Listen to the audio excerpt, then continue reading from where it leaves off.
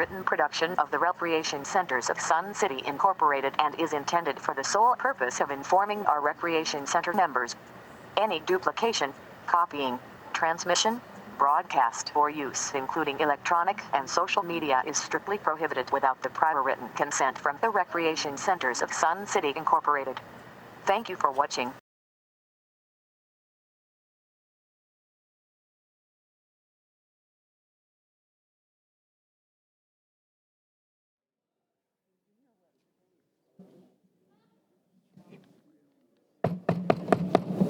Good afternoon, everyone. I call this exchange meeting to order and ask that you rise and join in the Pledge of Allegiance to the flag. I pledge allegiance to the flag of the United States of America and to the republic for which it stands, one nation under God, indivisible, with liberty and justice for all.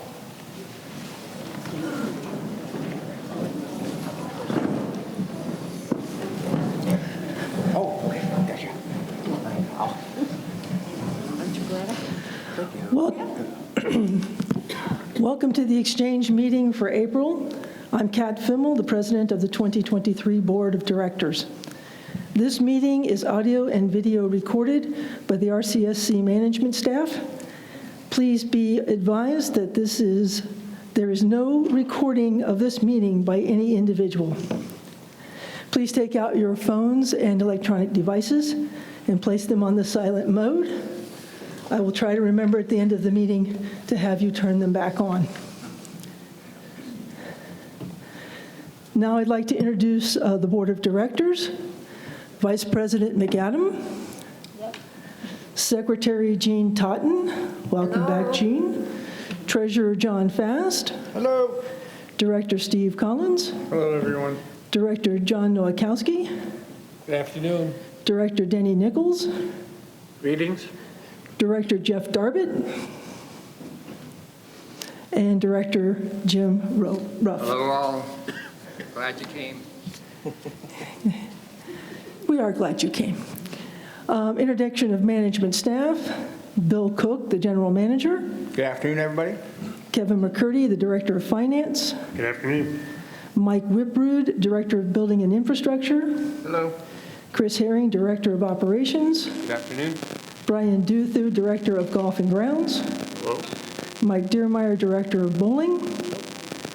Jolynn Higgins, Communications and RCSC Marketing Coordinator.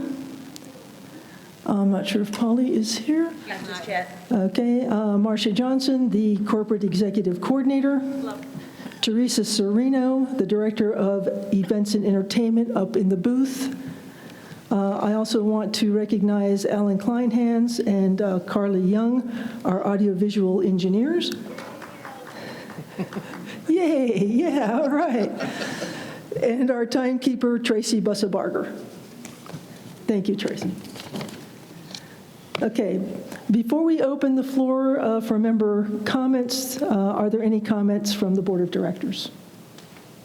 Jean? I just wanted to say it was good to be back.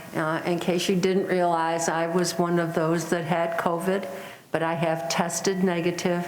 I'm wearing the mask because I'm still coughing. I'd like to also take a minute to thank General Manager Cook and his staff for approving and implementing my suggestion to utilize our Sun City YouTube channel more effectively for our members by adding at least 2 previous years' videos of the RCSC board and exchange meetings. Previously, these videos were only left on the channel for 120 days. I made the suggestion in an effort to keep the lines of communication open and continue to educate those members who may be new to our community or have just missed the prior videos. The small glitch that resulted, in case you haven't been on, you might notice that the videos are not in date order any longer. It's a small one, but eventually it should right itself. I'd also like to remind our members that they can remain up to date regarding information, our summaries, from each of the standing committees by accessing the RCSC website, meeting minutes, and summaries. I have just suggested to staff to consider adding at least 1 year of these committee summaries to that page for each committee. Again, this is a way to keep the lines of communication open and to continue to educate members on what has taken place each month. Thank you. Thank you. I'll also thank Mr. Kleinhans for the work that he did to get those back on the YouTube. Are there any other director comments? Director Collins. Yes, I would just like to know, how many people here came to the 6 o'clock meeting last week? Raise your hand. Beautiful, beautiful. That was a great turnout, and this is a great turnout. Thank you. It is. I'm going to move to the topic sheet. I take it, Marcia, that these were at the back? Yep. So if you did not get one, I'm going to speak to the topic sheet now. The first item is an unveiling of a time capsule in 2026. It says here that management has a plan for holding an event, so we'll probably move this item down to a little further down the list, either short-term or long-term. The Legal Affairs Committee, it says here that's under review, but at the board meeting the other day, it passed first reading to reinstate a Legal Affairs Committee. All right. Also, at the board meeting, it passed second reading to have a committee for the new buildings, the revised buildings. The committee has been established, and I believe it's called the Strategic Alternatives Committee, the SAC. And so stay tuned. You'll be hearing more about the SAC quite often. Did you want to comment?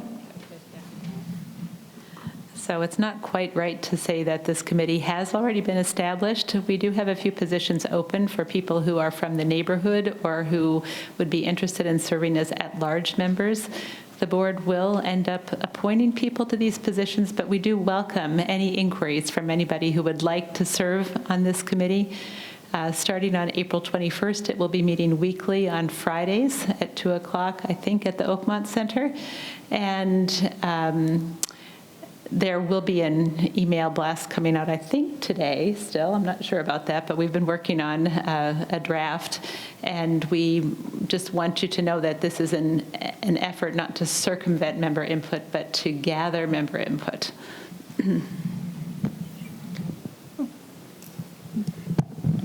And for any club presidents that are from affected clubs, you probably received a phone call from me on Friday. I wasn't seeking to have you extend your car warranty.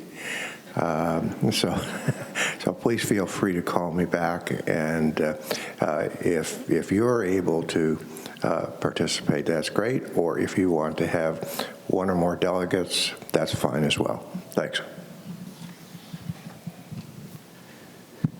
I didn't mean to infer they were ahead of schedule. I'm just a little excited that we're finally on the road to success here.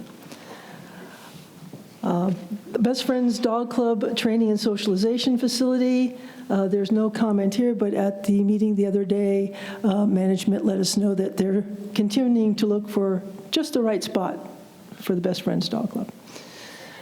5-year plan is in process. Long-range planning committee is working on that. Management will be working on that, and we're waiting for some input from the ASU study as well. Survey. Okay. The assessment fee. The assessment fee. Okay. All right. All right. I think that is, it says survey per person per property. Yeah, we continue to look at that a little bit. There was some suggestion that we were doing the assessments per property to make things easier, which it does, because houses don't move and people do. But it's certainly an item worthy of continued consideration, and we're continuing to consider it. And then changing the meeting times, well, we had a meeting at 6 p.m. the other day. We're having a meeting at 3 p.m. today, and we'll continue to change them up periodically to see how things go. And I will remind that the upcoming annual members meeting is scheduled for November 29th at 6 p.m. I'm pretty sure. Okay. All right. And with that, we'll open the floor to your comments. Hello, folks. My name's Alan Rockman. About 6 months ago at the computer club at, beg pardon? Your number. 140833. Do we require that? Not here. I don't think We don't require the number for the. I sent an email Yeah, you said the email? Yep. Okay. and to Rusty. And I left a phone message for Gene. Anyway, about 6 months ago, the computer club at Sun City started having a Saturday morning weekly conversation about the second most important thing in all of our lives. Right behind our health, we talk about wealth. The name of the club, informally, is the Investing Information Exchange. And we want to apologize to all the people that we wake up on Peoria Avenue because the room is filled with laughter for an hour and a half as we talk about money. However, given the recent bank failures that happened in March, 3 of them, as we know, we all got a little bit nervous and want to make sure that in no situation does our cash exceed that $250,000 limit that FDIC insures. So the first question I had here is, one of the line items on the Treasury report said, at the bottom of it, it said there's 800,000, and here's the 3 words that disturbed us: cash in bank. And so we had some clever ideas about how to solve it. So the first question is, what bank are we using, or are we using more than one bank? That will take about 1 second to answer that if... I'm going to let Kevin. You're on. How you doing? Our cash in bank is generally at Wells Fargo. Right around the corner off in Fairway, diagonal? That's correct, yeah. Wonderful. Do you have more than one bank? We have, the money in Wells Fargo is in 2 different accounts. We have a checking account, which has about 1.7 million currently, and we need that to make payroll, to make large payments.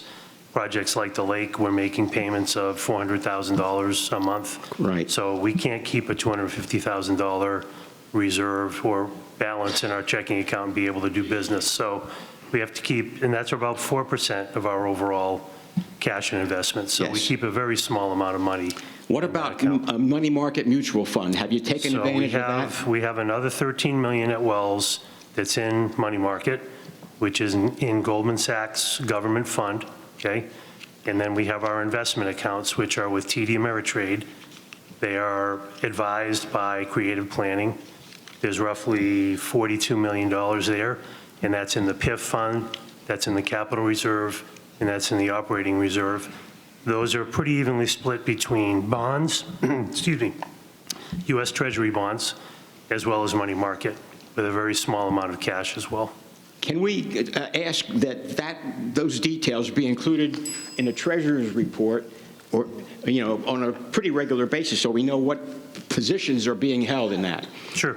And the second thing, back to the money market mutual fund. In the old days, when I remember it, you were allowed a certain number of transactions, moving it from the money market into the checking account. Mm-hmm. Is that a way that we can keep the checking account below that $250,000 limit, or can we open up bank accounts just with checking below the $250 limit in several of the banks right around us here in the neighborhood? So I'd rather not have multiple checking accounts in various banks because it does take time to move between banks. We can, and we are looking at setting up the money market to be more of a sweep account. Yes. Where we're transferring automatically money out of that checking account up into money market. So we're taking a look at that. So that number you gave us doesn't really make me feel comfortable when you said there's $1 million and some change in the checking account. Correct. Is that money not at risk of another bank failure? Even though Wells Fargo luckily gives us some peace of mind because it's a we all know the term strategically important bank. It's one of the 4 banks that's too big to fail. So that's good. Right. But do you understand that it's going to, let's say, God forbid, something happens to Wells Fargo. It will take us at least 2 years to get the FDIC money back that you can start using it again. Could I address the bank failures? I believe what you're referring to is that the banks failed to meet their capital reserve requirements. And so the Federal Reserve classified them as at risk and then shopped them. So what that means is they went to other banks to take over all of the deposits and all of the loans. And the people that lost money were not the depositors. It was the people that were investing as stockholders in the bank. If there's a general run on every financial institution, we're going to be in the same position that everyone else will be. Our investment philosophy is very strict. It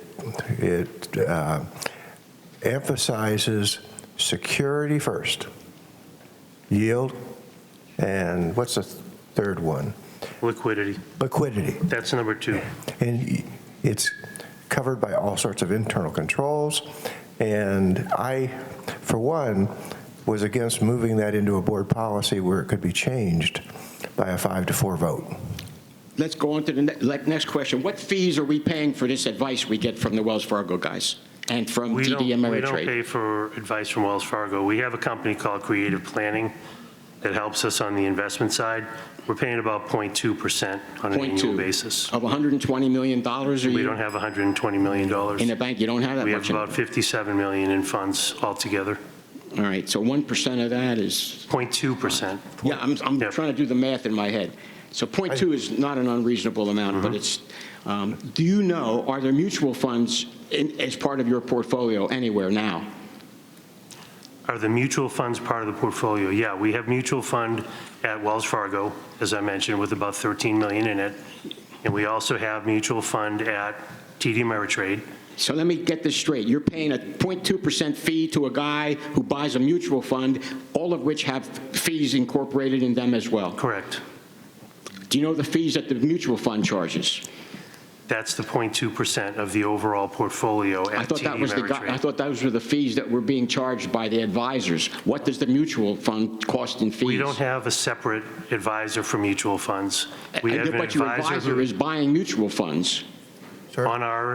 On our within every mutual fund I know, there is a fee. Sir, this is a lovely and an important conversation, but I think you've gone through 3 questions. I think if you wouldn't mind, Kevin, answering the 4th, if you can do that quickly so that we can move on. And I'm happy to talk with you afterwards. Pardon? I'm happy to talk with you afterwards. Good. You know, you referred me to your advisors, none of whom ever contacted us. Okay. Thanks for your time, folks. Okay. Did you want to address that last question? Yeah, the last question is what is the $120 million invested in? We don't have $120 million. I wish we did. We have $57 million total, and that's invested primarily right now in U.S. Treasuries for safety and liquidity reasons. Thank you. Anyone else wish to speak this afternoon? Turpin Daughters, 117436. I'd like to address further the Mountain View situation. What is the size of the committee supposed to be? You mentioned there's going to be a blast coming out on how we get onto it. Can you enlighten me a little further as to what's going on with that committee and how it's being organized? Absolutely. What we've done so far is identified the affected clubs, which is the Players Club, the Tennis Club, the Pickleball Club, the Lawn Bowling Club, the Mini Golf Club, and Aquatics that all are at Mountain View. I called the presidents of each one of those clubs and asked them if they could send recommend a representative for the committee. Then We also are looking for one member of the Long Range Planning Committee to serve on the committee, and 2 people from the neighborhood, so that in that area, 2 people that are most impacted. And then I think, Kat, did we say 1 or 2 members at large? 2 members at large. And then it'll be Director McAdams, Director Darvett, and myself as chairs. And we will also have participation by management. Is that okay?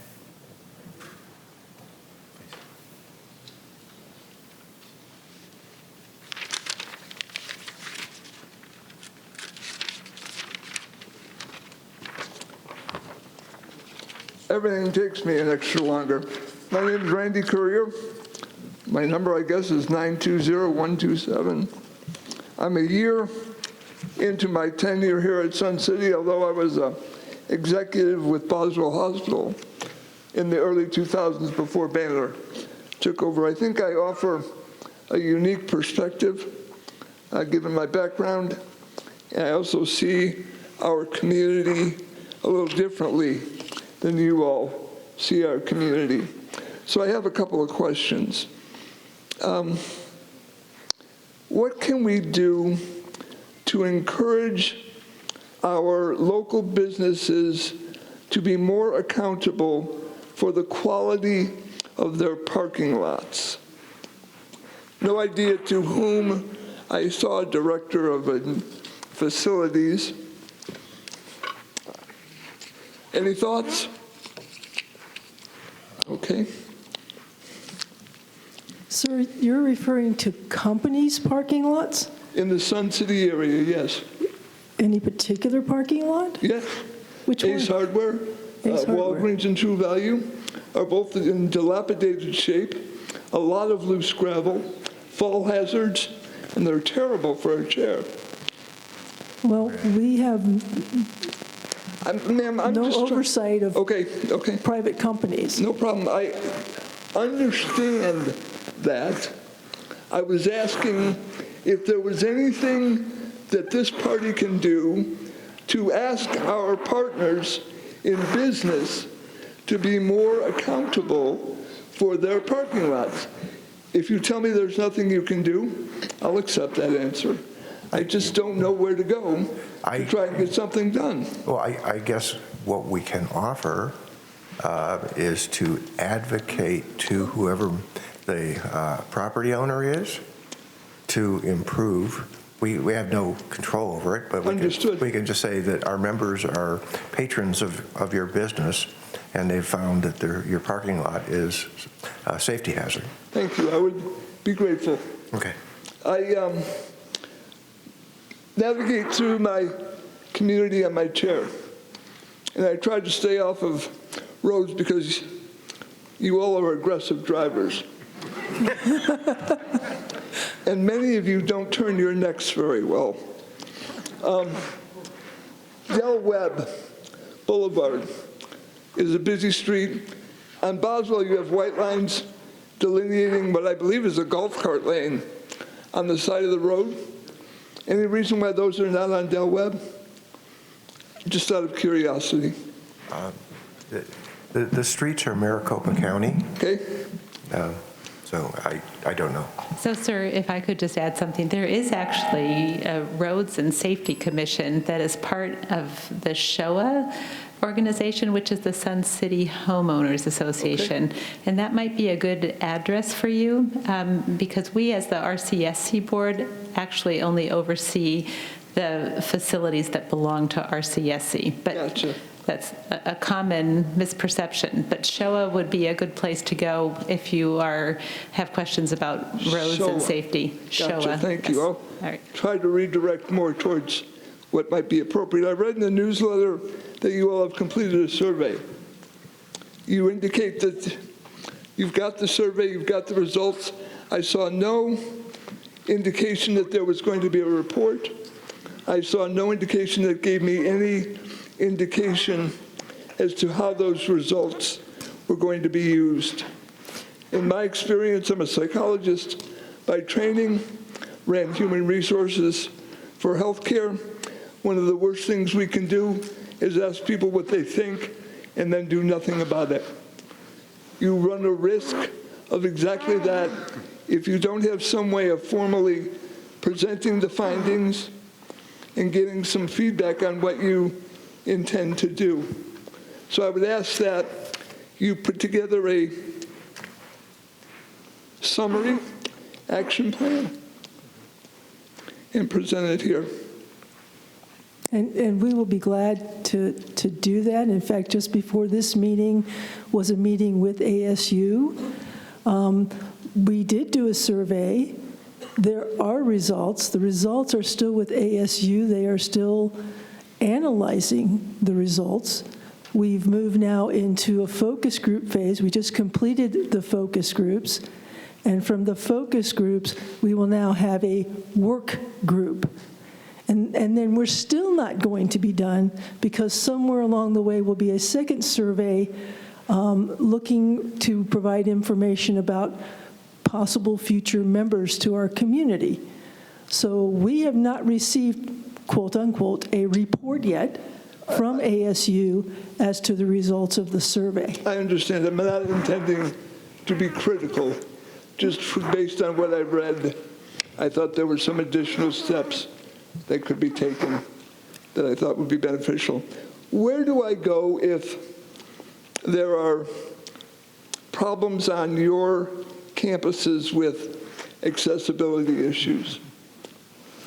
You can come to the board, you can come to management and tell us what the issues and concerns are. Where does management sit? They sit at the corporate headquarters at the Lakeview Center in the corporate office. Okay, that's Thunderbird and Del Webb? Correct. Gotcha. I've got another question, but like many things, it's flown out of my head. Go ahead. Thank you. Right on time. Thank you. Excuse me, Randy. I am the liaison with the Showa Roads and Safety Committee.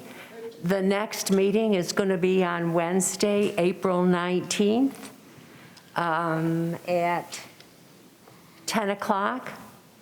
And no, it's on Coggins in the Showa building. If you'll hang around after, I can get you the information, okay? Sure. Thank you. Madam President, Board of Directors, Management, card holders. I'm Ron Kappas, 161548. I'm the president of the Sun City Softball Club. Is that enough information? Yes, sir. Okay.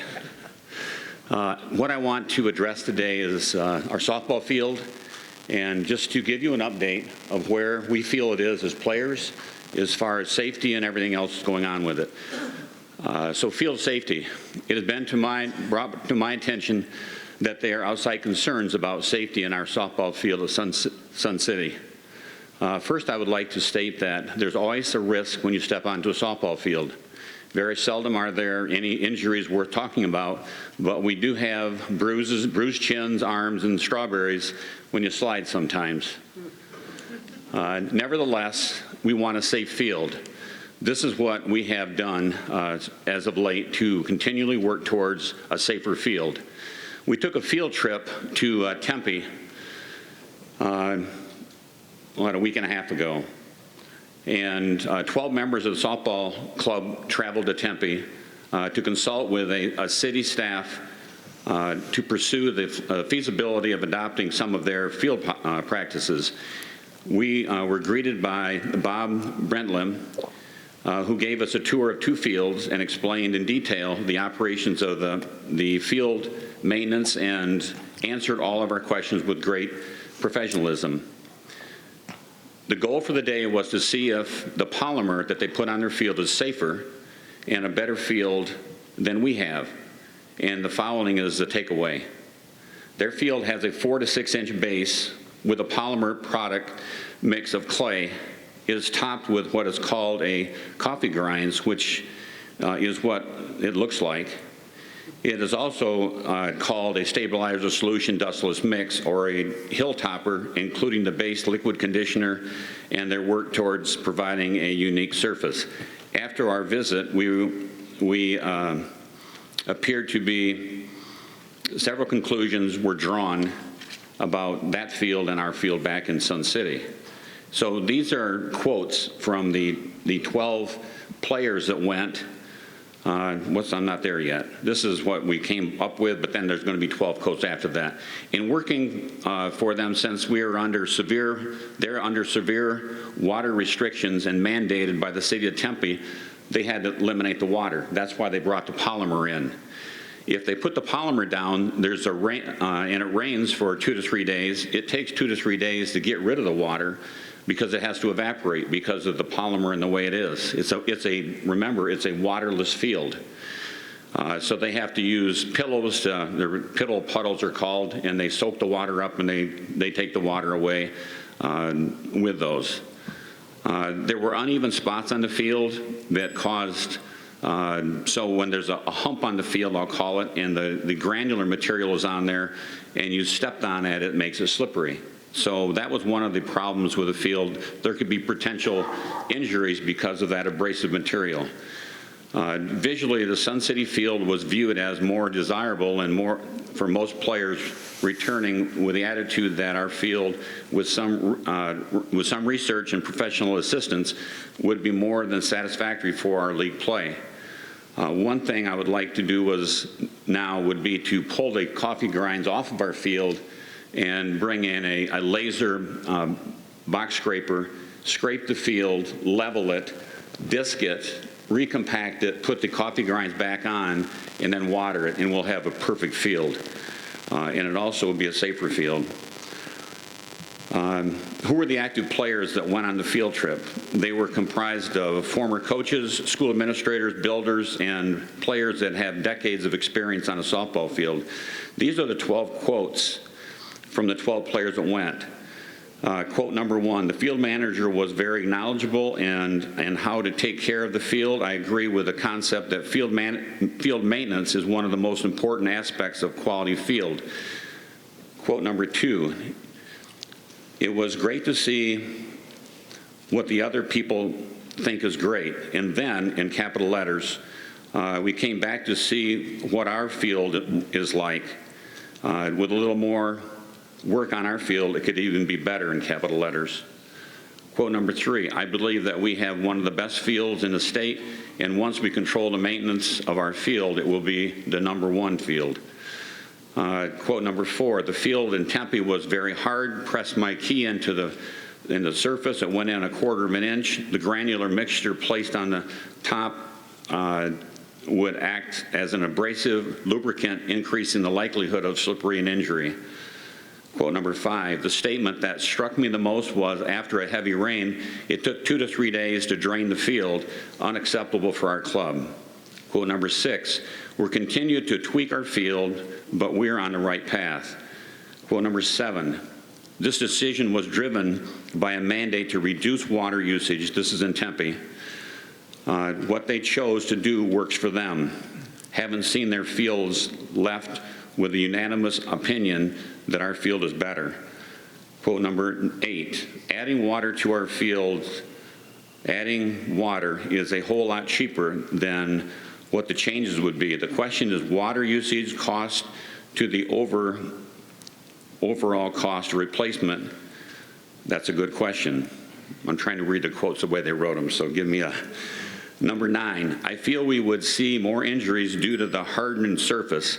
I think our field is nice, and if we make a few tweaks in how we prepare our field, and it would be a superior for our players. It was an educational trip, and I'm glad that we attended. Quote number 10, I feel that the crew was very informative in answering our questions. After talking to them, I feel that we are doing a good job maintaining our field. They gave us some tips on that we can improve the conditions of our field and make it a little better. Quote number 11, to make it official compared to the fields in Tempe, our field is much better. I suggest that we work on the maintenance on our field and not to spend the money on the polymer material. Number 12, the trip to Tempe was worth our time. The grass isn't always greener on the other side of the fence, but when we got back, we walked on the field in our park. Everyone said how much better our field is, one of the best fields in the state. I've had the pleasure of playing on many softball fields over the last, in 4 states in this last year, and not this year, but the year before, as you know. And not one of those fields was better than our field. So my thoughts are, if we do the lasering of the field and do the things I mentioned earlier, that could make it even safer. With a softball club, I've always had 2 goals. Number 1 is that every player can play at a safe level, and number 2 is that they have fun. It's very simple, and that's what we need to do. Lastly, we've had an incredible couple of weeks. We've just completed our sessions here in the spring, and right now, last week we gave out 400 hot dogs. So if you come to our park, you can get a free hot dog. So I don't know what baseball field is better than go and get, you know, hot dogs and do that. So do you have any questions for me? Are you offering beer? I can't answer that publicly, excuse me. I take it you're making these steps, that after you make these steps that you've talked about, that the field will be safer and there's going to be a less likelihood of injury. You said the injuries were, you made it sound fairly minimal, but some of the injuries of late have been pretty scrapey. So I think that's what we're looking for, is to have a field where you can have fun and not be injured. So you think by lasering and doing these other things, that will be mitigated? I think that will improve our field, yes. Okay, thank you. Any other questions? So if you come to the ballpark, you can ask for a hot dog. All right. Thank you.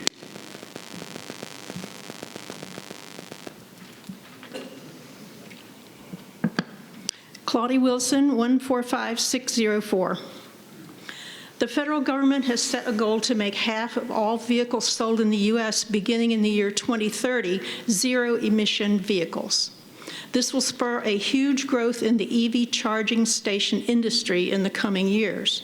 At present, I'm aware of only 3 EV charging stations near Sun City and west of the 101. The one at Safeway on Bell Road, and 2 further east on Bell Road, one at the Nissan dealer and one at the Chevy dealer. There is currently only one in Surprise.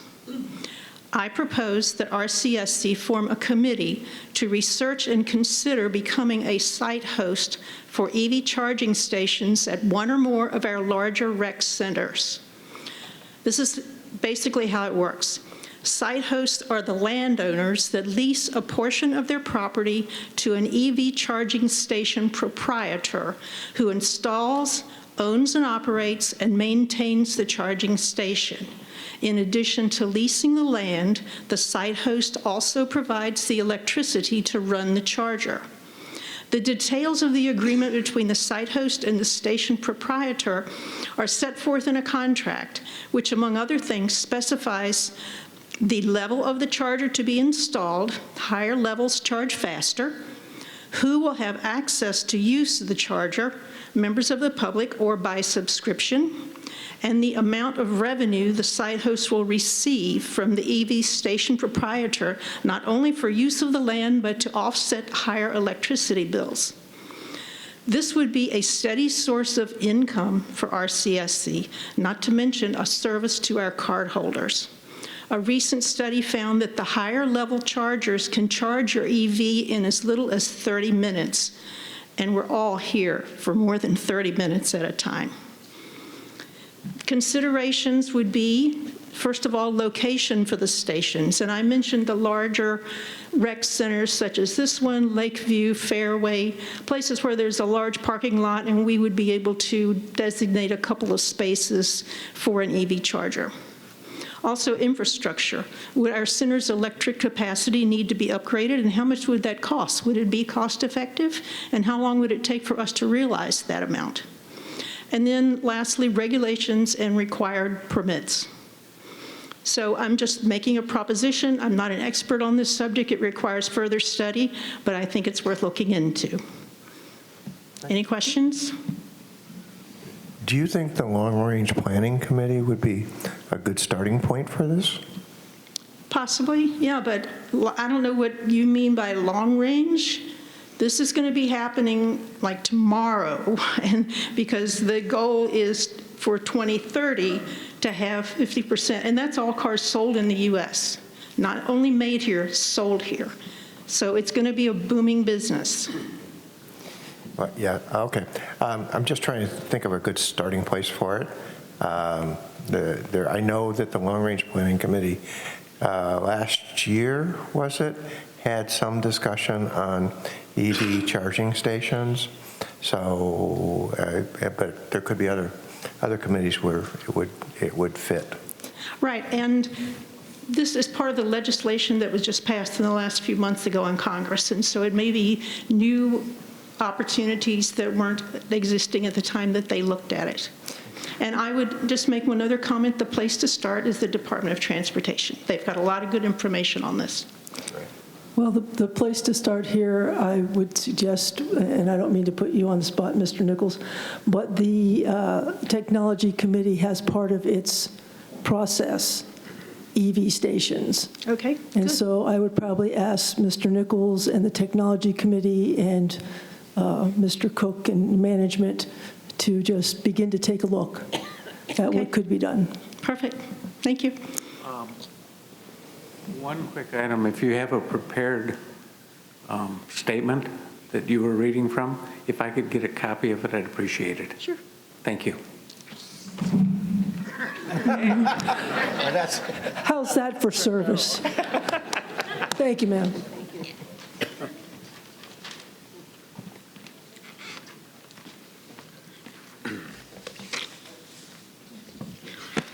Hi, my name is Roger Beebe, 106406, and I would like to know if I can hand out a couple of documents to the board members.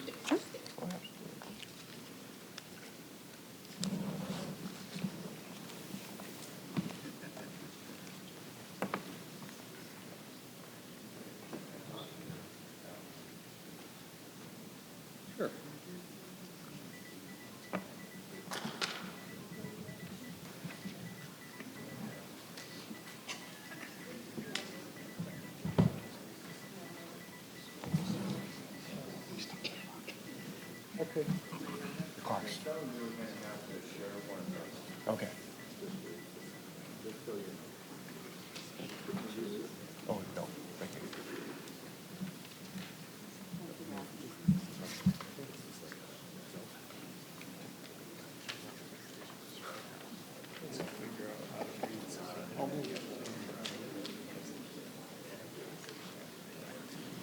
I was going to.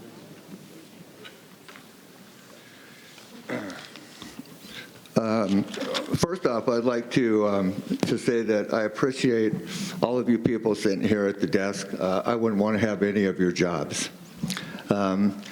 Also, I'm here to speak about the Sun City ongoing tea time problem. I want to say that I've been a resident here for 11 years. And in that 11 years, I never had one requested tea time that was ever denied until we started this new draw system. 11 years and not one denial, but I have had over 20 for myself and the 17 guys I'm here to represent. I would also like to state that, just for the record, Ladies' Day is on Tuesday. Men's Day is on Wednesday. So if you want to play during the week, that leaves you Monday, Thursday, and Friday. So on Monday, the 13th of April, I had a friend get a tea time since we were denied. I had a friend find a tea time. I went down to the South Golf Course to play. When I got to the South Golf Course, and you guys have the tee sheet right there, a copy of it, there were 7 tee times blocked for the Sun City Women's Golf Championship. Women's Day is Tuesday, not Friday, not Monday, not Friday, Tuesday. their championship should have been played on Tuesday, just like the men's championship should be played on Wednesday. So from 8:37 to 9:22, these tee times were blocked out. These are prime time tee times. 7 tee times blocked for the women's championship, and then from 10 a.m., there were another 7 tee times blocked from 10 a.m. to 10:45 for players from Union Hills. It's all on your tee sheet. It's all marked out. You can see it very plainly. I've talked to Brian about this many times. He has told me flat out, we do not let the public come here and play unless there are tee times that you guys have released. Obviously, that is not the case. To continue on,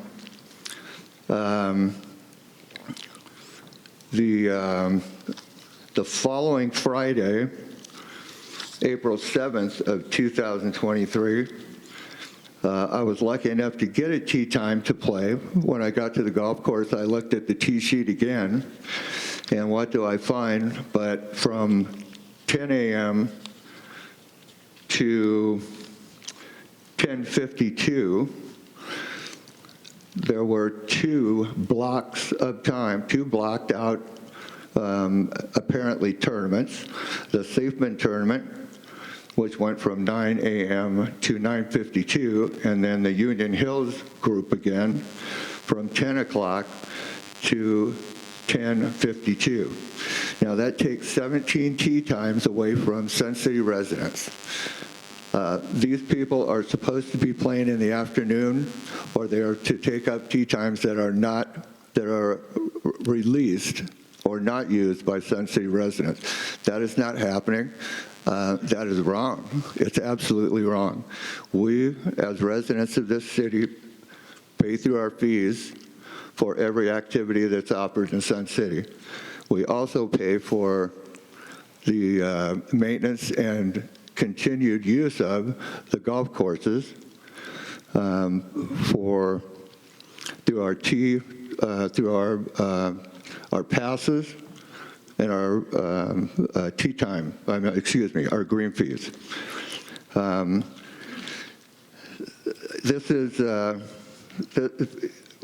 We're being denied the benefit of the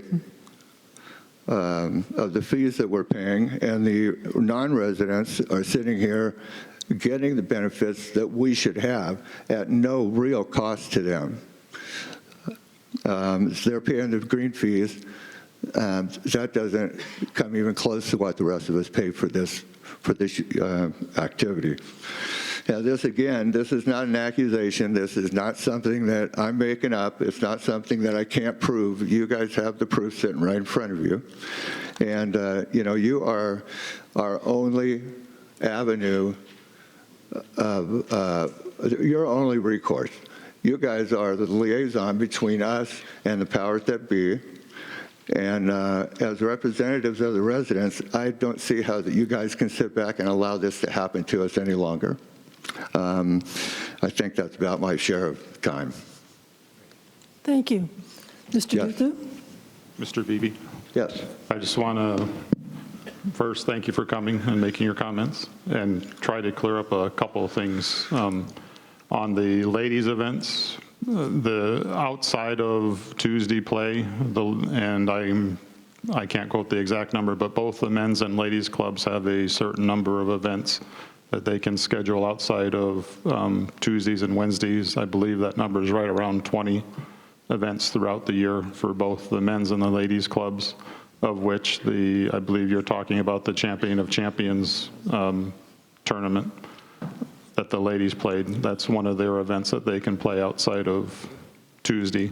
And also, it would be incorrect to say the men don't have tournaments outside of Wednesday because they just finished their hot ball last Friday and Saturday, as well as they had their Champion of Champions event the weekend before. On the Union Hills group, even though it says Union Hills, that's not an outside group. At least almost 90% of that group is made up of card holders themselves. They're called the Union Hills Group because they were part of the group that came over from Union Hills when Union Hills fell out of favor with them. They're one of the reasons why our non-resident passes bumped up. But Golf recently made the recommendation to the board for groups such as that you have to have at least 90% of the group to be made up of before they can book a small group booking, which is what they were using, not an outside tournament. And also on the Seaman tournament, that is an outside group, but Golf also just recently made the recommendation that we don't allow outside events Monday through Friday from the period of November 1st through the end of April to help keep that from happening in the future. So we have heard a lot of those comments and have taken some action.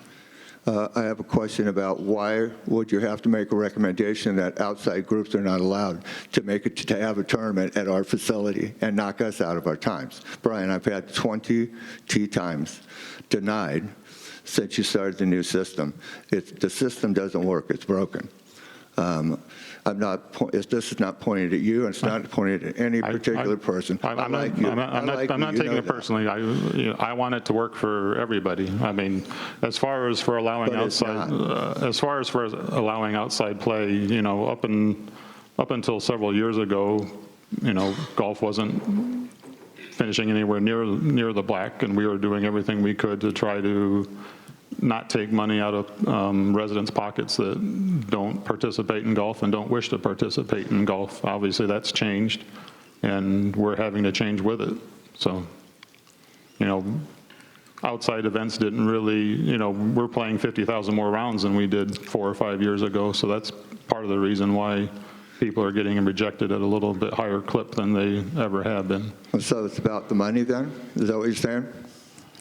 I would say it's about being fiscally responsible, yes. Yeah. Well, maybe you guys need to think about turning this back into a private club then, so that those of us that live here that pay the fees can get a chance to play golf. As I said, we can't do that right now. As I said, we're making, we are making adjustments. So. Okay. I might also add that the Golf Advisory Committee is continuing to look at this issue, and it is on their agenda for their upcoming meeting on the 20th. So we continue to try to find solutions to this issue. We know what the issue is. We just need to find the right avenues for pursuing it. Absolutely. Yes, sir. Mr. Collins. I just wanted to clarify one. This Union Hills is a small group? Use your microphone. Union Hills is a small group? Yes, the Union Hills is one of our, it is primarily made up of residents, and it's a small group booking. Thank you.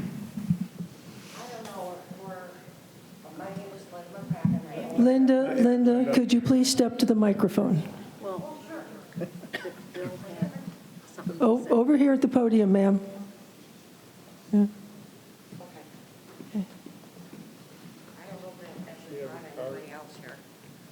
Okay. We might be at the wrong meeting. Could you pull the microphone down so we can hear you? Sorry.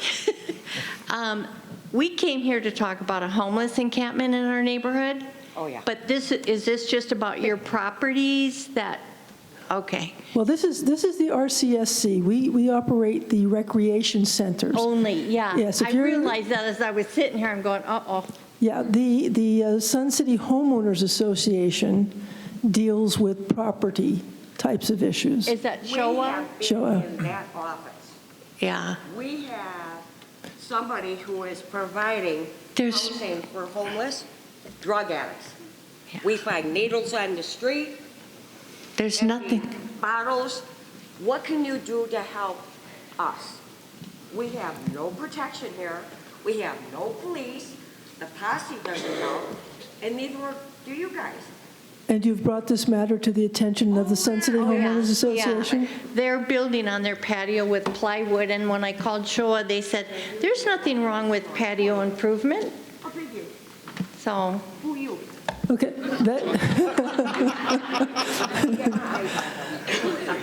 All right. Thank you. Thank you for coming, ladies. When they try to break into my house.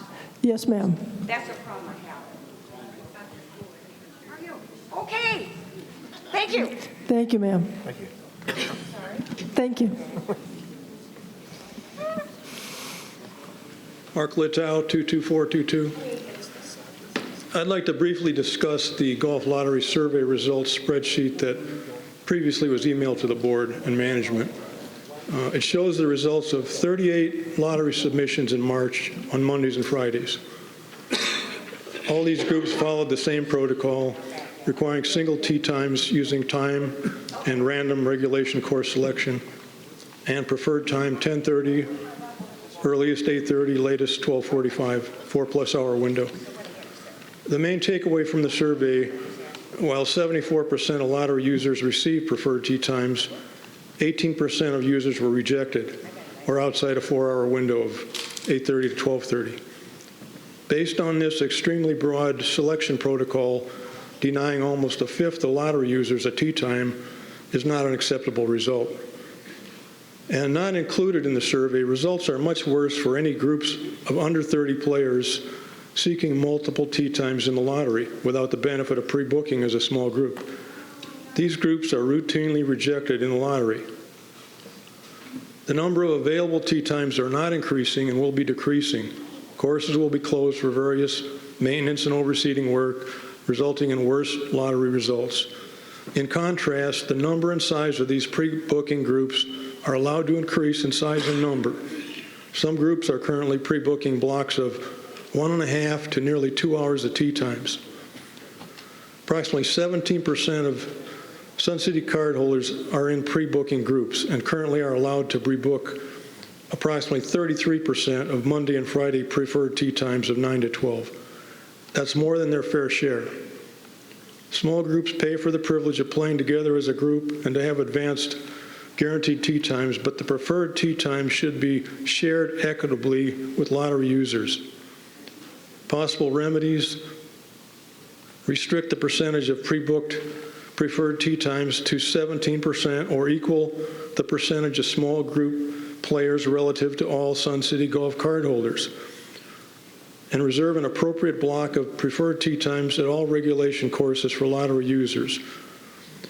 Or concentrate the pre-book groups on 1 or 2 courses instead of spreading them out over multiple courses, which makes lottery tee time selection more difficult. Cap the total number of players in these groups and restrict the number of these groups and limit their maximum size. Eliminate all non-residents or guests in small groups or tournament pre-booking. Pre-booking is a privilege that should be limited to Sun City Golf card holders only.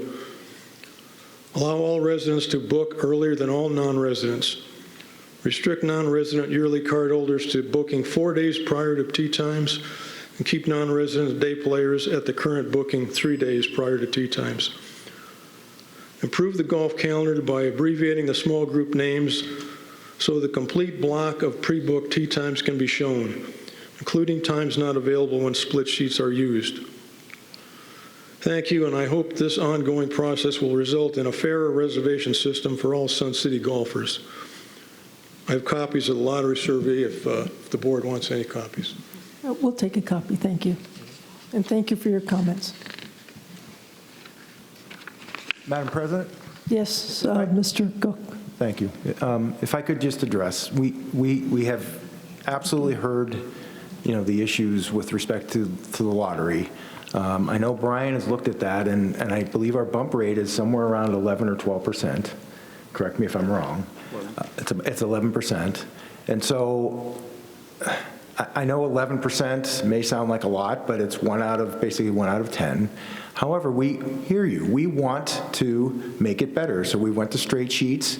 We think that made an improvement. We're reducing the amount of tournaments during prime time. And then Brian and Chris are going to get together with the small groups to kind of brainstorm some things like maybe using executive courses or alternating, whether or not they are in prime time versus out of prime time. But what we don't want to do is do something, drastic and do something in such a, large amount that now we'll have all of the small group bookings, not happy with us. And I will say that roughly 85% of those people are members. I'm looking at you. Higher than that, so it's even higher than that. So the small groups are 90% members, and we actually are trying to make them, we're going to limit the number of non-members in those small groups. So I would ask that, that we have patience in letting the plan roll out.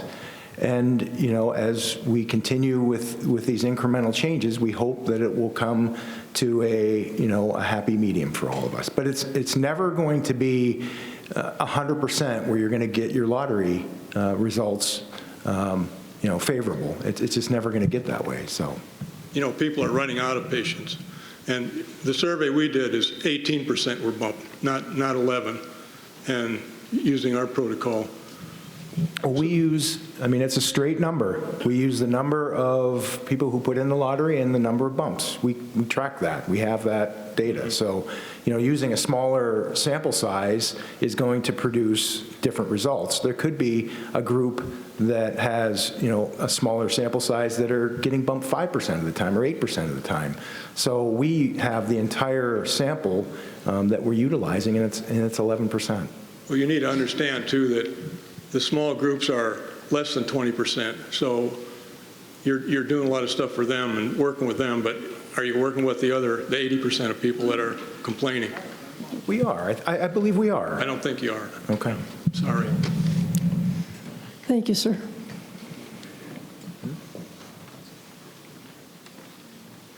I didn't take a number, so I'm not sure whether I'm in the proper order or not. LEBSAC 130662. As all of you, except perhaps the newly appointed members, I've made numerous comments regarding long-term planning at Mountain View in opposition to an indoor gym. And actually, I've heard some things here today that have given me additional information that I think is pertinent. First of all, there's been a lot of misinformation about a volleyball club. It has never existed in Sun City. Pre-COVID, it was supported by the Sun City West Tennis Club. Post-COVID, it has been operated by the Surprise Parks and Recreation Department, and the contact person lives in Ventana Lakes. He does not live in Sun City. To the best of my knowledge, in the 10 years that I've been here playing volleyball during the winter, Charlie Peterson, who has been the advocate for the purported volleyball club and the basketball club, has never participated in a volleyball event.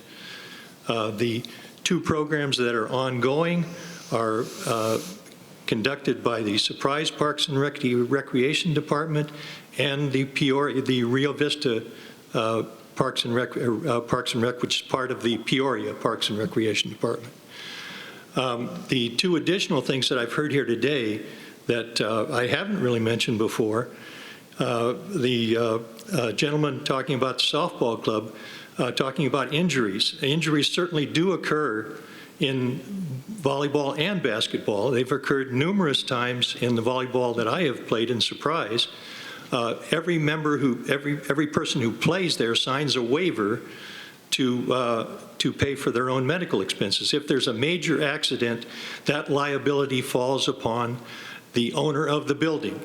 If there were a gym in Sun City, that would fall upon the Sun City jurisdiction to adjudicate that if it occurred. Hopefully it would not, but that's a serious liability if it did occur. The gentleman here talking about golf tee times. I could foresee the same thing happening if there were an indoor gym in Sun City that was not utilized sufficiently by Sun City residents, which I do not believe it would be.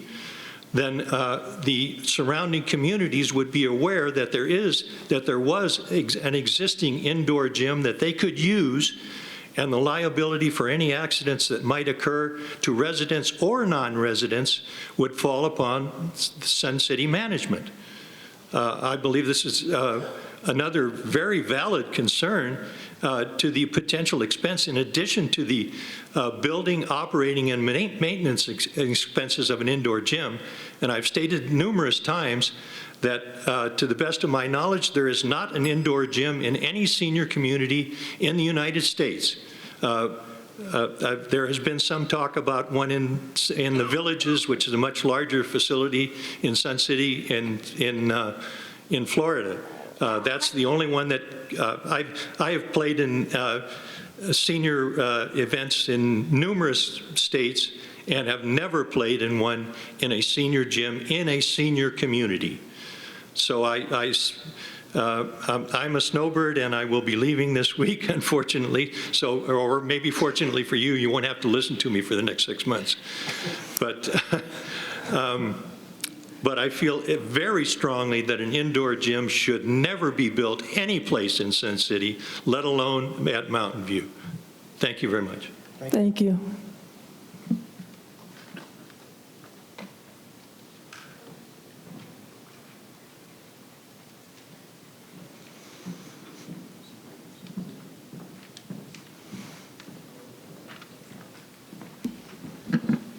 Margaret Ellingson, 9953. I have very limited vision, so I've asked Susan to read my comments for me. Fortunately, she put it in giant size because I was in a work meeting and I wasn't sure if I could get out, so I don't have to use my readers. I would, as Margaret said, this is her comments, I would like to compliment all of you for the great job that you are doing as our elected board members. It is refreshing to see the current board running this community the way it was meant to run. President Fimmel, your letter was so well written and genuine. Your message portrays a true sign of leadership. Secretary Totten, you have a sincere interest in reaching out to the members by not only wanting to hear from us, but also showing that you are listening to our concerns as well. I am extremely impressed with the professionalism and knowledge that Treasurer Fast and Vice President McAdam bring to the board. Your ability to research facts and obtain data to support the issues at hand is very much appreciated. This entire new board has already shown us that they value the members by asking for our input, forming focus groups, giving us opportunities to speak, and most importantly, listening to what we have to say. What the previous boards from years past failed to understand is it takes both sides to build a bridge. Thank you for allowing the members the chance to get involved and help build a better community for all of us. Thank you for your efforts, time, and commitment to helping lead this community in the right direction. You are all very much appreciated. And I would say that I would have to agree with most of that. So thank you. Thank you very much.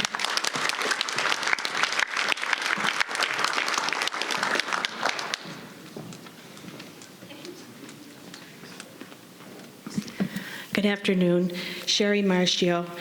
Before this meeting, I sent an email to all of the board members, and this is regarding an issue that's along Grand Avenue. It's the RCSC-owned portion of the Sun City Wall that's along Grand Avenue and Quail Run Golf Course. It's an exceptionally maintained wall with the exception of 10 sections.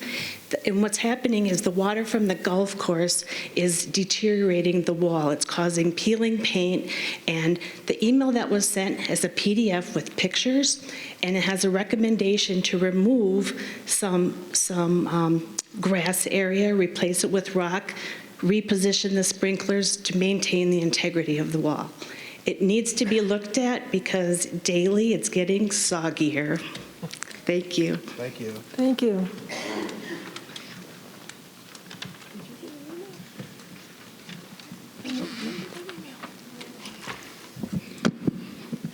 Hi, Gail Pingilly, 39104. I've lived in, or I've owned a home in Sun City and Quail Run for about 20 years now. I want to thank the board and Mr. Cook and his staff for your hard work in Sun City. Thank you for this venue. The report I want to give to the board and the staff is regarding last year at the Sun Bowl, the issues. Teresa Serino has shown up in no uniform worn by her or her associate at the show. She's been picking up personal items when residents are in the bathroom or visiting. She's had no ID or her assistant or her Sun City shirt. She's called the residents troublemakers. If you are from Michigan, I'm from the Detroit area, also Chicago residents might take Ms. Sereno's actions as theft, and she might be surprised as to the repercussions for her actions. Her safety could be a concern also. She's got a Gestapo-type treatment towards us residents at the Sun Bowl, and I've been at the other end of it. And I just want to bring this to your attention. Thank you. Thank you.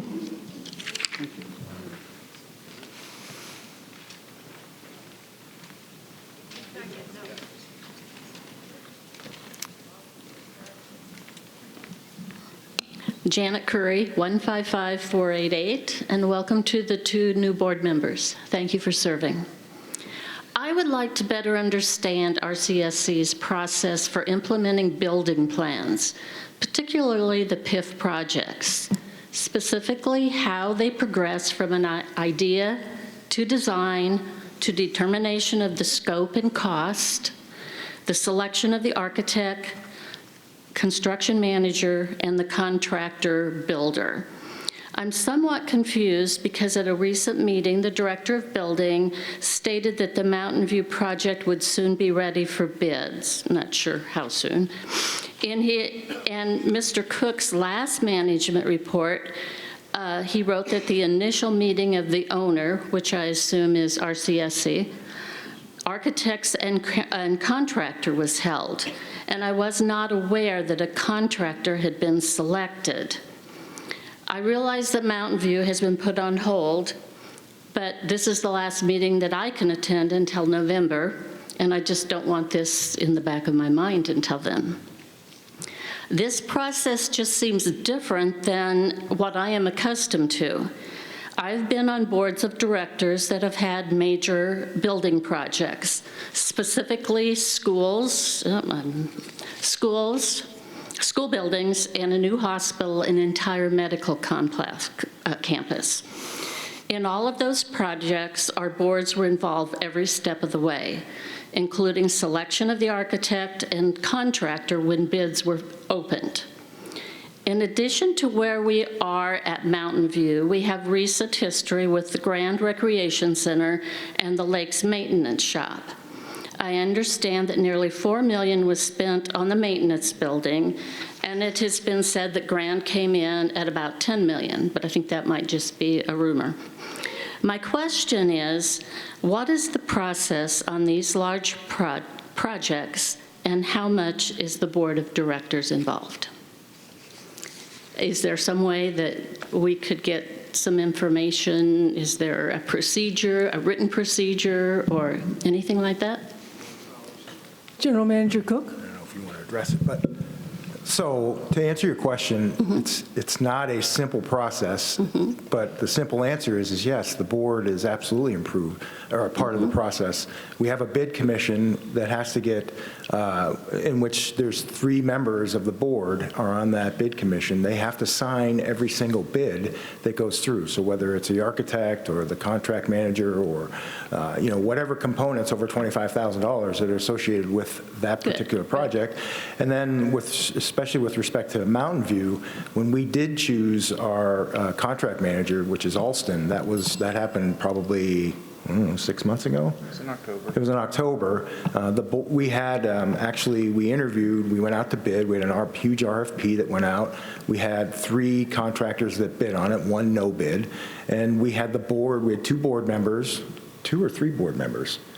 It was 2. 2 board members that were, and yes, and President Fimmel was part of that, to take a look at the responses to the RFP. So we had in-person interviews that were an hour to 2 hour long, and the decision to choose Alston was a group decision with management and the board. So this is completely, this process is very transparent, and it does absolutely include the board. Thank you, Mr. Cook. And that makes me feel a lot better. But we don't know that as members. So perhaps communication, that we could be told how that is. Is it the same contractor that did Grand and the maintenance? No. No, okay, it's No, not. they bid on it. They bid on it, They but, were not chosen. okay. And I would say that, I now do my updated rec center report at every board meeting, so I'm trying to incorporate a lot more detail with respect to the major projects that are going on. And then the monthly management report, Mike puts in, as much detail as he can in that report as well. Yeah, and So we're I trying read to. those. It's just that I have a hard time putting them together, I guess. So on your management report from March or April, it couldn't be April, March, it said that you had the initial meeting of the owner and the architect and the contractor. Has the contractor been selected? Yes, as I stated, that whole process was done in conjunction with the board in October. So Alston is the contract manager. So that was done in October. Is that the builder? That's the builder, yes. The builder. So we don't have bids yet, but we have selected the contractor. You want to go through? Sure. I don't understand. In this particular, in this particular project, Board Policy 7 allows us to use a different project delivery method. Most of our projects are design it, you bid it, get 3 bids, and then you build it. That's called design, bid, build. This construction manager at risk is a different type of project delivery method, whereas you select the contractor ahead of time to sit down and work side by side with the architect while the design is in progress. So this meeting that we referenced, the first owner, architect, contractor, was the first get-together of that team to start going through the design with the new selected GC. So there will not be, well, the project's on hold, but there won't be a bid. We've already selected Alston, but they're working side by side with us in real time and will deliver interim guaranteed pricing information to make sure we're online for budget. And if there's an issue, then that's where you get together with the design and the various stakeholders and reduce the scope or add to the scope, whatever it is. So in that particular case, using the CM at risk method, there will not be a bidding, because we already had the bidding essentially when we had these 3 companies come up and make a presentation last October to be our construction manager for the Mountain View project. Okay, and I'll just say I'm not accustomed to that. That's not something I was familiar with, so. It's used pretty rarely, but on a big $20 million plus project, it's really advantageous to get the knowledge of people that really build a building to sit side by side with people that design a building. I think it helps eliminate change orders in the field drastically. I wish we could do more projects that way, quite frankly, but we design, bid, build most projects. Thank you for the explanation. Sure. Janet, I am not sure we answered all of your questions, and I want to make sure we answer all of your questions. Okay. Because you asked about the architect engineer as well. And the architect engineer is CCBG. And to the best of my knowledge, they're our architect engineer. If you look back at our projects over the past, I'll say decade, you're going to see that the architect engineer is CCBG. I remember sitting at a school board meeting, and we interviewed 3 architectural firms. We were building, I think at that time it was $10 million school. And, we, as a board, we interviewed them. They had a proposal, and we made the selection. And so I appreciate that. I guess also it would be nice to know if there is a written procedure. Apparently there's a board policy, which I didn't take a look at, but if there's a written procedure of how these projects I evolve. believe it's probably Board Policy 7. Okay. But I'm going to go one step further, because you asked. The architect, not the architect, the contractor for the Lakes East-West, and anyone correct me if I say anything that's wrong, I believe was Robert Porter. And I also believe that it's Robert Porter who has just completed the Grand Avenue project by putting in the quilt clubs. Okay? I'm not sure who's doing softball. Who is doing softball? I haven't bid it out yet. Haven't bid it out yet. Okay. And I'm not familiar with any of them. I'm not trying to find anything out. I just was wondering about the process. We want our members to be informed. Okay, thank you very much. Thank you. Susan Bjork, just a follow-up question to that. And you alluded to it about our architect being the architect for all these many years, but what is the process to validate bids coming in from the architect? Because just because they've been our architect for all these years, when you're dealing with large projects like this, sometimes it's good to get bids that at least validate that it's within reason to support your decision to continue with the architect is all that I'm curious about, because we keep hearing about the bidding process with the contractor, but I don't know what went on with the architect firm, if they were just selected or if there were bids that went out so that we could validate how much they were charging to provide us the design. I mean, we've spent $245,000. I'm assuming, and nobody likes to assume because we know what it does, but did all that $245 go to that architect? Or the majority of it. And so, again, it goes back to if there's a bidding process for contractors, is there one for the architect to make sure that we're continuing to get the best price for the best product, if you will? I'd like to jump in and answer that.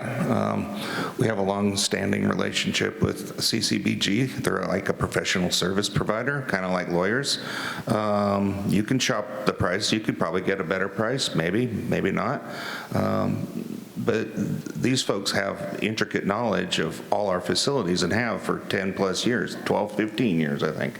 So this has been a topic of discussion internally about whether to seek out another architect bid, but we've decided not to. We have good success with this company and are pleased with their work, and I dare say that their pricing is just as competitive as any other downtown Phoenix architect firm.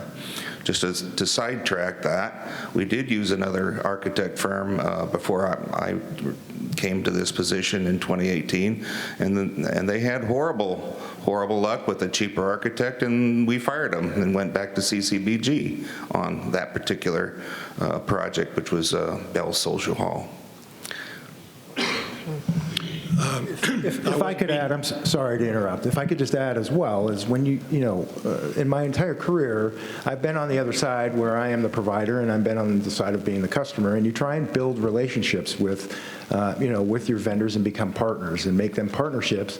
So, a lot of times CCBG will do things free for us. We'll ask them to do a quick and dirty design or do some kind of something, whether, a board member asks us to take a look at something or we want to look at something internally, that's how those relationships work, is like, sure, we'll provide that for you. So it's, it's a partnership and not just a vendor-customer relationship. Milt, before you jump in, I just want to make sure that anyone who wanted a chance to speak had a chance before I have. Is there anybody else who wants to say something before I I'm sorry. chime in again? Yep, Mr. Director Noakowski. Thank you. Industry-wide, the architecture fee runs between 4 and 11% of the project cost, depending on what the client, the owner, wants. And when the dollars came in from CCBG, they were within that range. Now, the project being not a design bid, but a manager at risk, that changes some of the things that the architect does. But normally, industry-wide, 4 to 11% is a growing number for a architecture engineer fee for a project.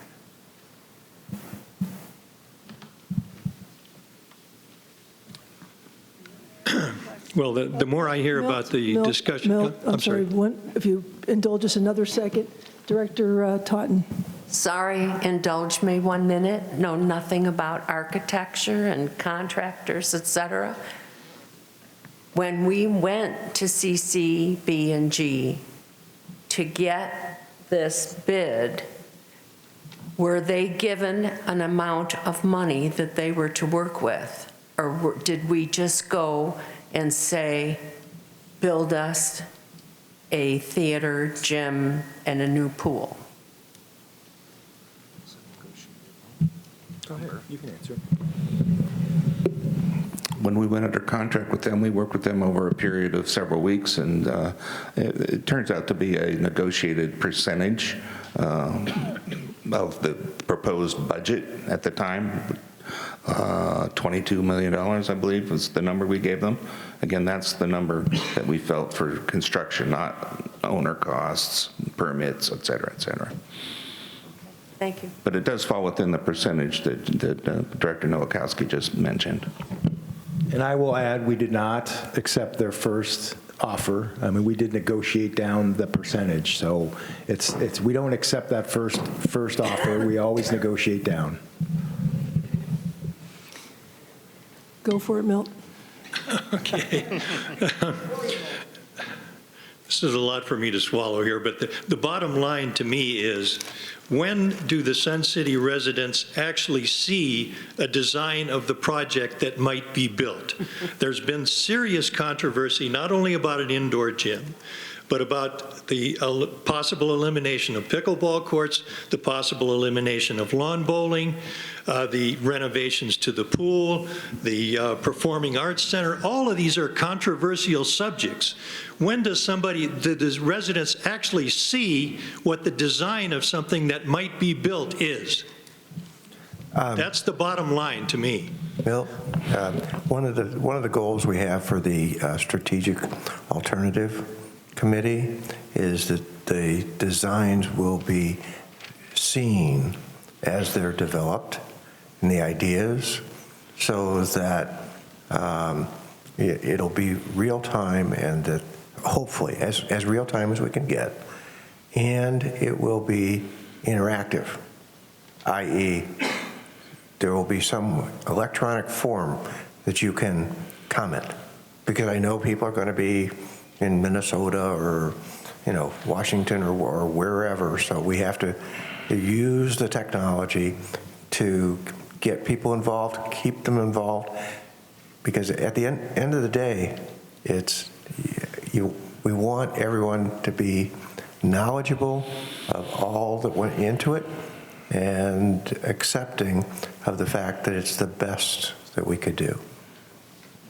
Well, just let me say one other thing. I'm very appreciative of the new board being receptive to listening to people and their comments, and obviously I'm concentrating on one major issue, but I'm comfortable that you're listening to people and will try to make the right decisions. Thank you. Thank you. Thank you.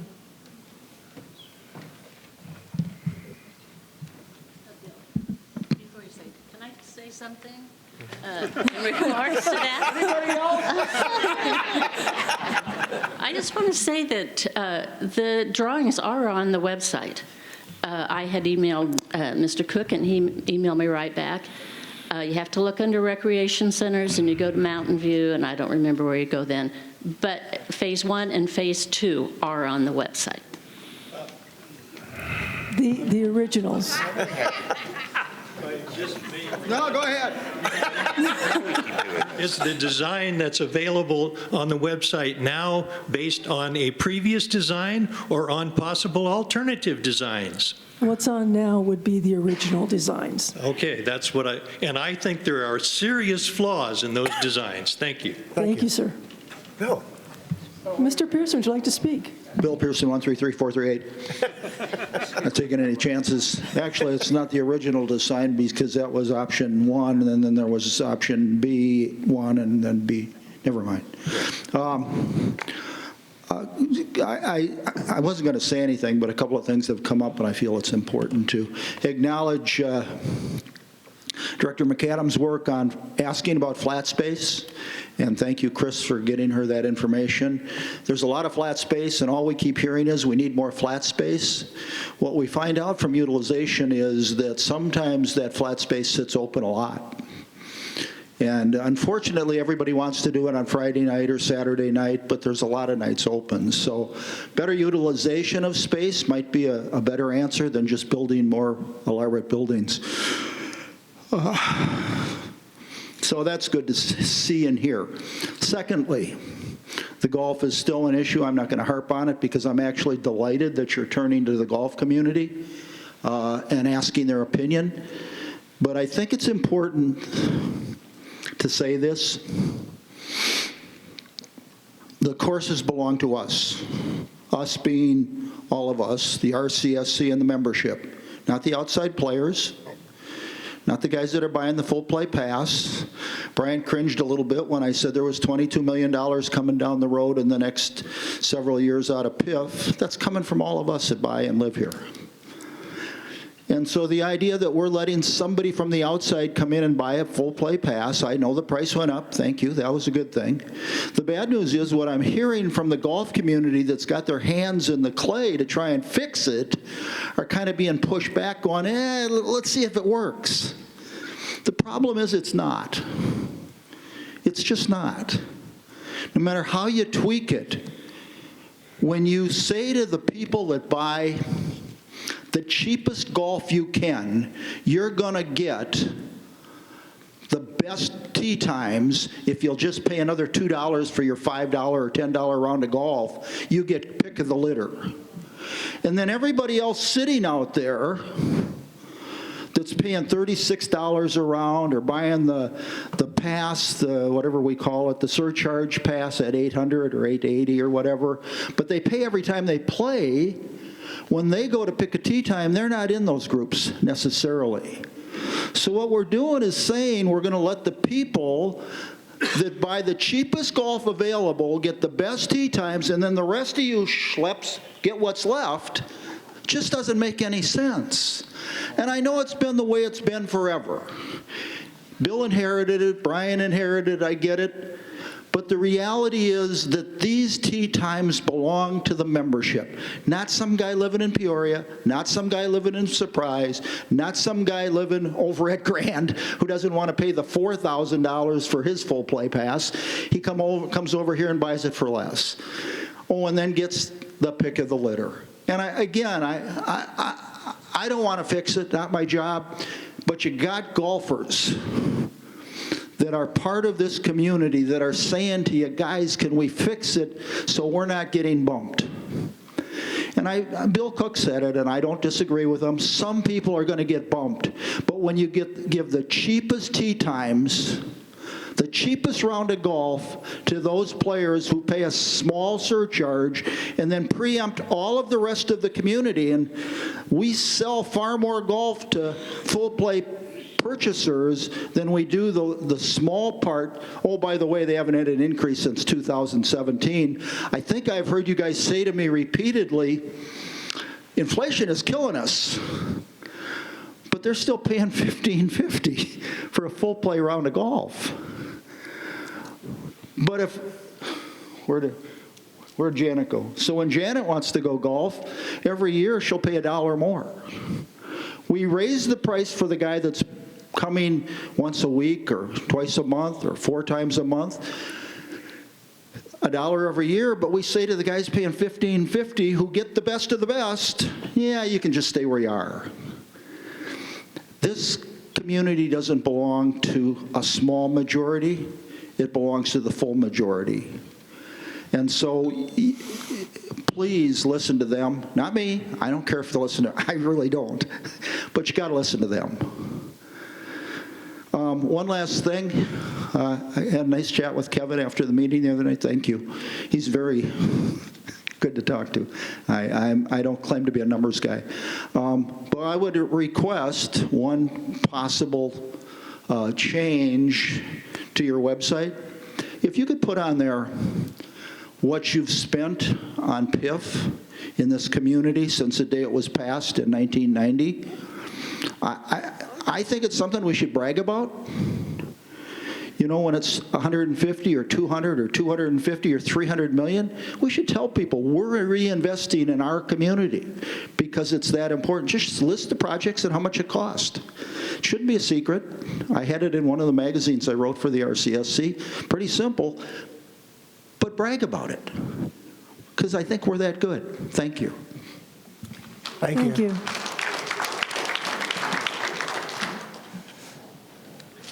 Becky Webster, 144158. and I'm on the golf thing too. I just I know we need to make revenue, and I have one question. Who determines what the public pays for a round of golf here? Ultimately, I do. You do? I mean, it was obviously in place when I got here. Oh, okay. And, you know, we've been increasing the public rate at a far higher clip than any other golf-related revenue. You know, Well, when I first got here, the public player was paying $36, including cart. They're up to $60 now. with a cart? With cart, yes. Okay. Well, I'm sure you do some research on this stuff too, because things go up. We are still paying, our people, public comes in for $50. That's without a cart, correct? And then with a cart, it's, what, 14 more, right? Correct. So it's $64. Correct. Okay. Sun City West, they pay $61 without a cart. With a cart, it's $79. Sun City Grand, with a resident, you get to golf for $79, 18 holes, no cart. Without a resident, you pay $115, and that's no cart. Okay? Union Hills, during the week, they charge $79. After 1:30, their twilight price is $49. The weekends, they raise the price to $89. The twilight stays the same. Palmbrook is $78, and after 2 o'clock, they charge $50 for twilight. The weekend, they raise the price to $85, and after 2, it's $55. I don't understand why we are so much cheaper than everyone else. If we need to get revenue, why aren't our prices all comparable with theirs? We're still going to get public golfers. And the other question is, we have this guest price. Okay, my assumption was, as a resident here, I could bring family, friends, and they golf with me as a guest. I have to show my card that they're my guest, correct? You have to make the tee, at a minimum, make the tee time for them, yes. But I don't have to go there and show that they are my guest, and they can still get the guest price. As long as you're booking the tee time for them, yes. How do you know I'm booking the tee time? We have your card. You give us, provide your number. Okay. Okay, so I have a question then on that. A couple weeks ago, we were golfing. It was a Saturday morning, and a bandit group were golfing. Okay? I stood there and watched 5 of them check in, and every 5 for their tee time, and they all checked in as a guest for $44. And on my understanding, they were not residents here. So the way I'm seeing it, they can just walk in, anybody can walk in and say, I'm a guest. The bandits are one of the small group bookings. Well, this was on a Saturday. That are made up of residents. So. Okay, but this was a Saturday. There's easy bandits, there's bandits, there's... Yeah, there's a Saturday bandits group that primarily plays at Willow Creek, but they do move around from time to time. Okay. Well, on that same day, as long as we're on the subject, we had the privilege of following this whole bandit group. It took us 5 hours to do 18 holes. I timed it on the turn. From the time we putted in and pulled up to do the next tee, we sat there for 16 minutes. I mean, there's nobody there moving these people along. It's ridiculous. My friends were golfing the other day, and it took them 5 hours to golf. There's nobody out there. So I guess my biggest question is why aren't our rates right up there with everybody else around us? And I only called the people that circle us, that are with us. I mean, if we need revenue, maybe then if we make a little more money, we could seed all of our golf courses every year. And I did do a little on that same day. I did a little bit of my own figuring out. They had tea times. Let me find my sheet of paper, I'm sorry. I had it wrote down. Here we go. Okay, I'll pick that up later. They had tea times from 8:30 to 10:22, okay? So, and I figured it out. They all checked in, $44 a piece, and I even added their $2 fee. Okay, so it comes to, and I figured only 4 people per hole. There were holes that have 5 people on them. That comes to $3,128. Okay, this is just one group in one day. Now, even if they had paid the $50 and the $2, that's a difference of $3,536. So there's an increase in money, a difference of $408. So then I just went a little further. I went one day out of 6 months. That's $2,448 that could be in our pocket that, again, could maybe seed all of our courses. Again, the Bandits group is not an outside group. A lot of them are residents. Some of them are paying the annual pass. Yeah. A good majority of them pay the surcharge pass. But there are groups that come here and golf, and they're golfing a lot cheaper than they would anyplace else. I mean, just the public, just with what they're paying compared to everybody around us. And as do our residents. As far as the rangers and not having people on the course, we've recently made some changes to the ranger program in an effort to recruit a higher number of rangers. So for every 4 hours you work as a ranger, now you'll get a voucher and be able to play at the RCSC employee rate of $2. So, you know, we are trying to increase our ranger coverage there. Well, I think that's a good thing. They should get something for doing that, so. They always have. We're just trying to make it more attractive. Better, yeah, okay. Thank you, All right. ma'am.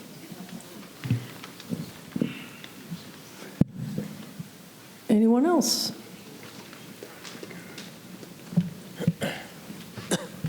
Joyce Stoffers, 105183.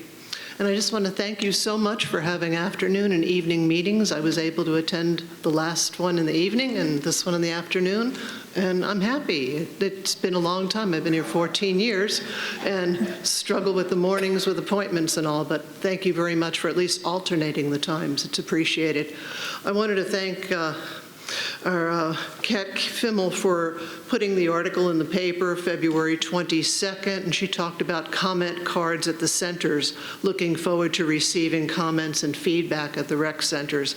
I just want to say that I'm a comment card box stuffer, and I rarely get any response, although I check off the little box, please respond.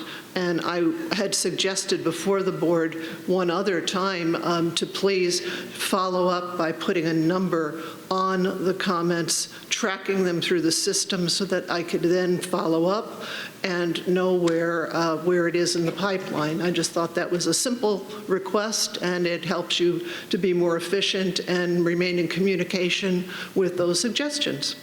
That's it. Thank you. Thank you. Janet's coming back. Once more. Last right. time. You won't hear me till November. Okay, regarding the small golfing groups, Jan Curry, 155-488. At one of the recent meetings when Brian couldn't be here, Chris, the Assistant Director of Golf, stated that small groups were not part of, I don't remember his words, I'm going to say golfing landscape, those are my words, until the pandemic. And I don't know if they were just not used but they weren't a problem. There wasn't very many of them. So it seemed like they served us well during the pandemic, so that was a good idea. But if they're causing so many problems, then why don't we go back to the way it was when there weren't so many small groups? All I have to say. Thanks. Thank you. Thank you. Anybody else? All right. The next meeting of the Board of Directors is April 27th at 9 a.m. The next exchange is on May 8th at 9 a.m. There being no further business and without objection, this meeting will be adjourned. And please remember to take out your phones and electronic devices and turn them back on. Thank you.